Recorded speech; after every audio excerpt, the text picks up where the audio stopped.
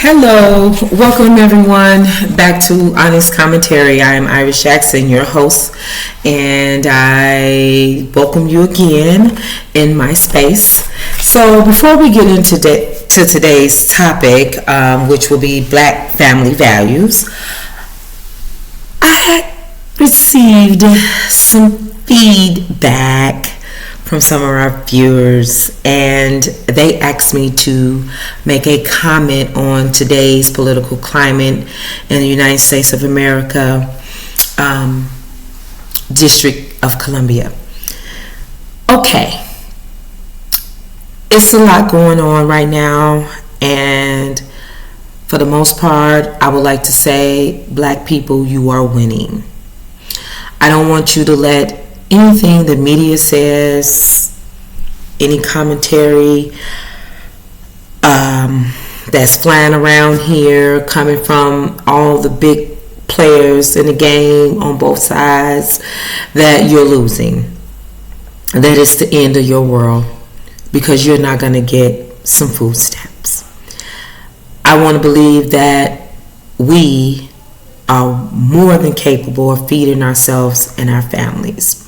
And those who are not, the disabled, the senior, our veterans, our mentally, intellectual, disabled community, those persons, yes, those who have fell on hard times, recently released after incarceration with no support, yes.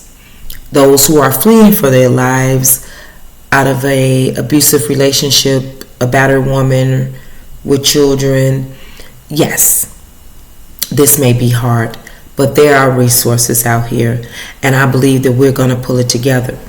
So what I would like for us to do, and I said I was going to spend about maybe 5 to 7 minutes on commenting on this, I would like for us to come together as a community. What I would like to see is this pull us together as a family. I would like to see that we all can sit down and say, hey, we don't want this to ever happen to us again. We don't ever want to get caught like this. Maybe we need to start investing in some land and growing our own foods. Maybe we need to change the diet that we eat off of. And I don't like the diet. Just say our nutrition. Words are powerful, right? A mother that's expecting who can't eat. Hopefully the person who impregnated her and her had plans. They planned for this family. They planned for what it would take to nourish their unborn child. And everything's insufficient. And the government don't hold the cards. I'm saying it to you. Black people, you're winning. I would like for everyone to get up out their bed, wherever they're standing right now, turn around, look in your home, and tell me you're starving. This is the United States of America. We waste tons of food daily. No one is starving. How do we get out of this myth? I'm trying to wrap my mind around certain comments and feelings and emotions that we're having right now. And so far, and I have to be honest, being a ethical clinician, a lot of it is delusional, and I'm not on anybody's side. It's children that eat mud pies daily. Children who don't have clean water out of their faucet. Families that's boiling rice and grass and making soups to fill their tummies, and they get up every day proudly and they go to work. They sleep on the floor they wash and bathe out of one pail. When are we gonna stop being so fucking entitled? When is this gonna stop? This same passion everyone have right now. Where's this passion when we say let's change our schools and nobody show up? Let's fight for reparation. Everybody shut up. Let's see, will the government get shut down when you put something on the floor? Oh, it does. Matter of fact, it don't get shut down, it just gets shut out. You say reparation, the R word is nowhere. I'm not blaming anybody. I'm not telling anyone to pick no sides. What I'm saying to us right now, and based on what the feedback I received, I am giving my perspective, but from a factual, actual standpoint. Everyone who received food stamps last month, all your food gone. You don't have a canned good, no rice, no beans, no flour, no sugar. You don't have a few chicken backs, thighs, quarters, nothing. So what was you eating? You were eating like a king. You were making shrimp fried rice and lobster tails and food for, not to say that you don't deserve it, but did you budget your food stamps properly? Okay, that's another conversation that I'm loving to have right now, because there's absolutely no fucking way we cannot eat. I'm not accepting that from those who are able-bodied, who can work, who did receive food stamps last month. We're going to find a way until this blow over, because it's going to blow over. The stamps is going to come on. No one canceled the program. And the reason why I'm talking about this SNAP, because that's all the media talking about, and this is what got all our pennies in a freaking bunch. You're around here squirming around for some food stamps. Do we really value these food stamps? Do we really buy food that's good for us?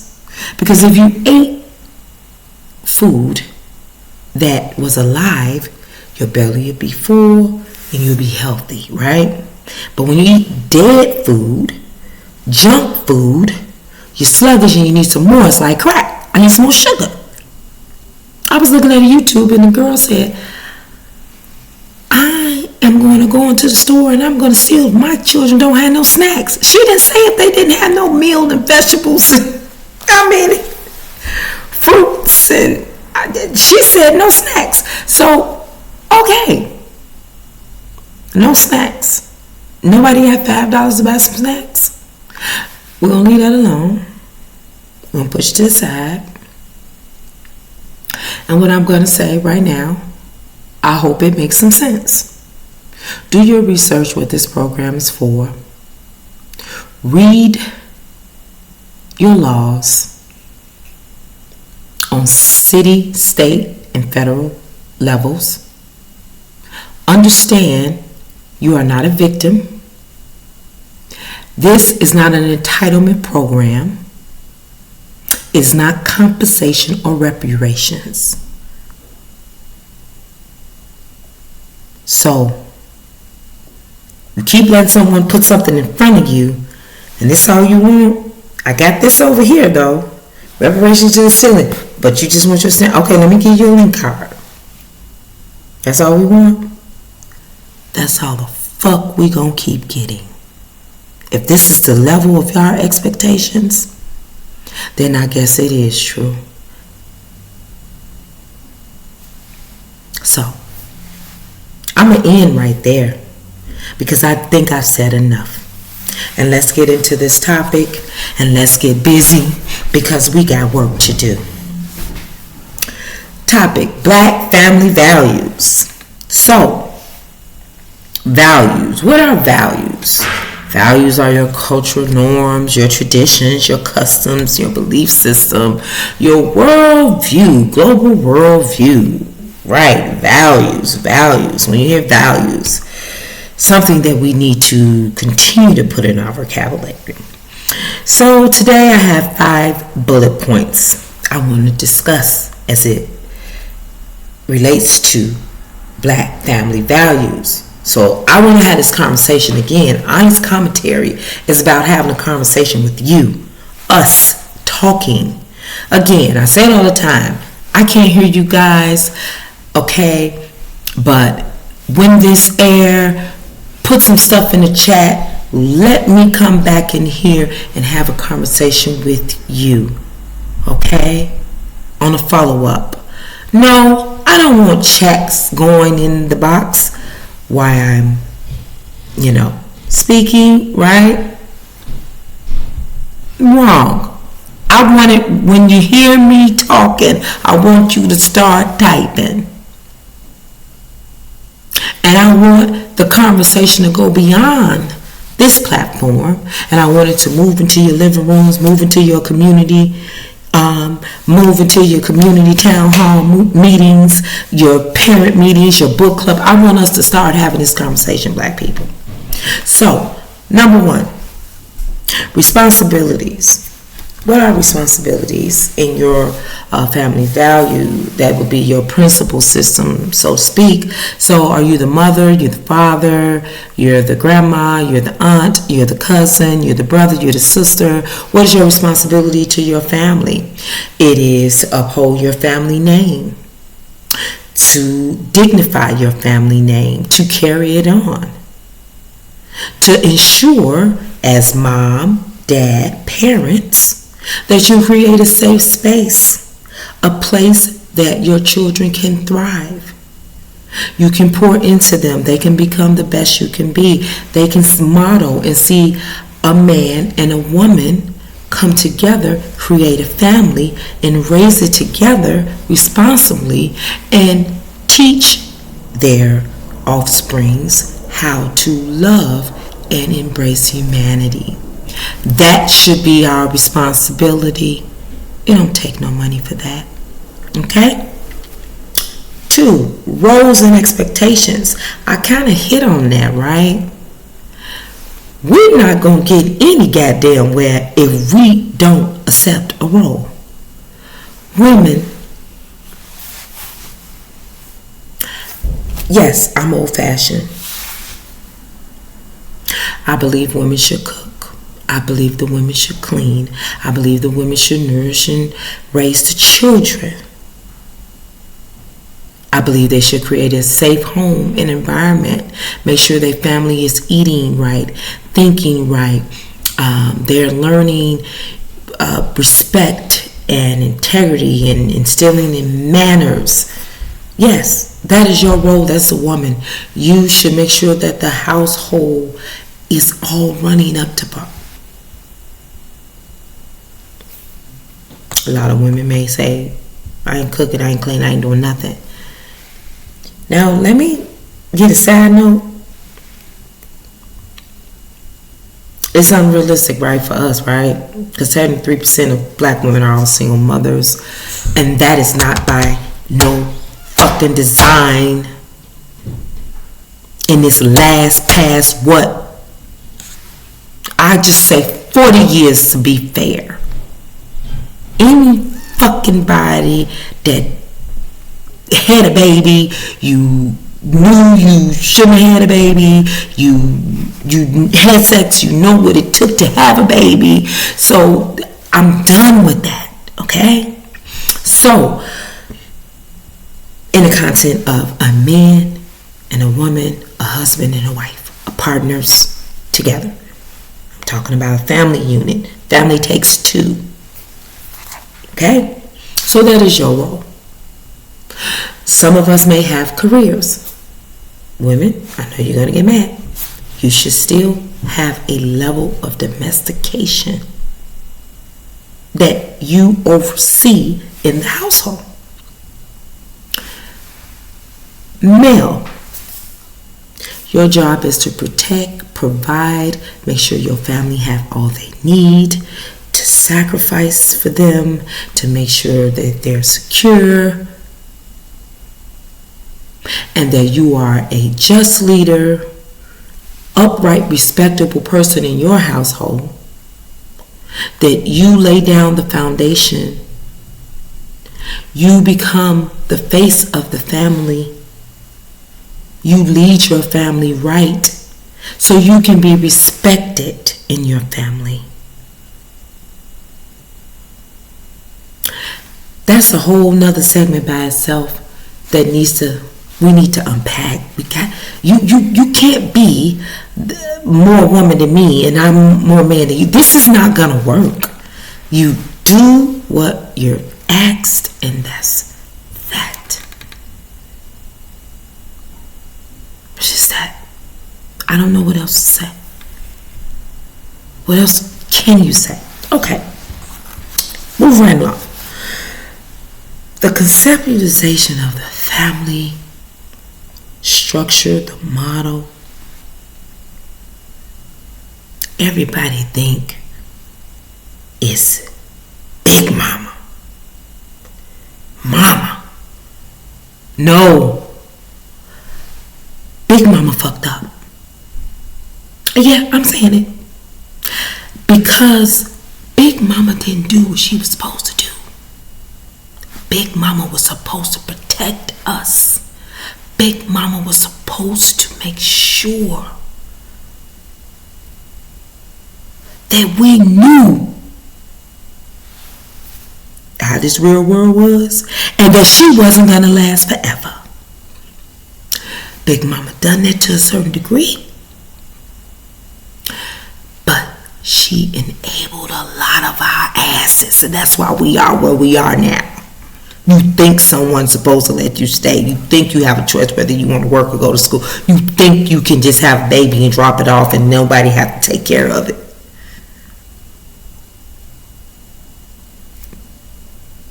So we got to change this. I tell people all the time, the archetype of Big Mama, I can't stand it. I'm a grandmother. I'm not your big mother. Your mother is your mother. Your father is your father. I'm your grandmother. So the expectations, look at that word grand. I'm expecting my grandchildren to be better than me, like my children are, to soar, to teach them that in society there is accountability and that no one owes you no more than you owe yourself and give yourself. So now, clan, our tribe, do we embrace that? No. We gotta get better at preserving our family names and working on a model of what that needs to be. Yeah. We need to do some homework. Like, what does that say when you say you a Jackson or when you say you Johnson? What does that mean? What does that stand for? Just like you go get Kellogg cereal, that's a name. That's a family fucking name. It stands for something, and that means that's some good cereal and they stand behind their name. So when you hear that name, Walgreens, Woolworth, so Rothschild, so I need us to begin to understand what that freaking mean. It does not mean how many baby mamas, baby daddies you have, who you got a baby by. Is you preserving the womb and your seeds that you plant. So this is going directly to my grandsons. I need you to be so careful who you plant them seeds with, because that's your name. Last but not least, preservation. On Black Family Values, when are we going to have some damn preservation? When are we as Black women, I'm having a conversation. So this conversation is getting heated as we go. This is what, the 4th episode. So yeah, it's I'm going there because I have to. And in this climate, I gotta go that fast. We need to talk. We need to get this shit out. And yes, I am swearing today. We need to lay this all on the line. When are we gonna stop when are we going to preserve our womb for real kings? Take them damn queen shirts off when anybody can impregnate you.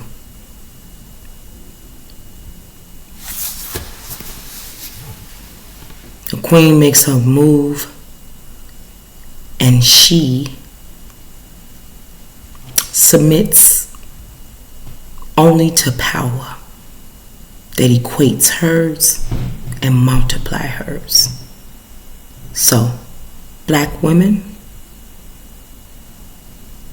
wait for that king and bore his heir, and you live on with security, dignity, and a strong name. We don't lead as a man lead, and we have to understand that.